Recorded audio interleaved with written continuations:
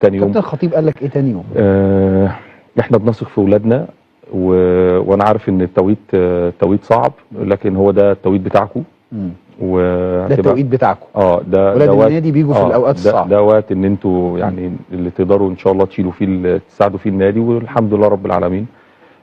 انا اللي كان شويه كلامي مع اللعيبه بعد التقديم للعيبه كان شويه بتاع كوره اكتر، كان مختلف. انا 6 مباريات اتكلمنا في فتره كاس العالم، وبعدين ارجع تاني ل6 مباريات، ازاي تحط دوافع، ازاي تتكلم مع اللعيبه على المكسب. خليني اتكلم معاك على ال6 مباريات، لان انا عارف ان ممكن الكابتن محمود الخطيب ما يطلبش منك دوري، ممكن كابتن محمد يوسف ما يحطش عليك الضغوط ده ممكن يكون ذكاء شديد من الاداره، لانها عارفه نكسب ال6 مباريات. ما طلبش منك دوري، تكسب ال6 مباريات. بس لو كسبت 6 مباريات انت جبت الدوري، صح كده؟ ما هو المنافس لو ما خسرش مش هتاخد دوري. عشان كده المنافس لو ما خسرش نقط ماشي، ده ايضاح مهم. ده ايضاح مهم. عشان كده بقول لك هي دي الفكره، ان انت مش مضغوط عشان تاخد دوري. يعني المنافس لو ده مهم.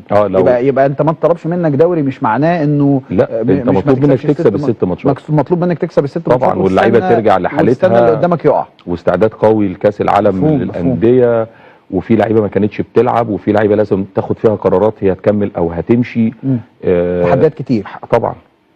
لكن انا بس بسطت الامور في الاول عشان اقول ان دخولك في الاول ما كانش فيه الضغط اللي هو ضغط دوري ولازم تكسب ال6 ماتشات عشان تاخد دوري. الضغط ده احنا شويه اللي حطيناه، وبدا يظهر بعد خساره بيراميدز للمباراه الاولى، مباراه فاركو، وبعدين ظهر اكتر بعد مباراه خساره البنك، وبدا الفرق يبقى لينا احنا الاثنين بونت، وفاضل 3 مباريات. وهنا نقطه برضو مهمه، ان كان النادي خد اجراء كبير في التفاوض مع مدربين، وهنا كان ظهر اسم ريبيرو.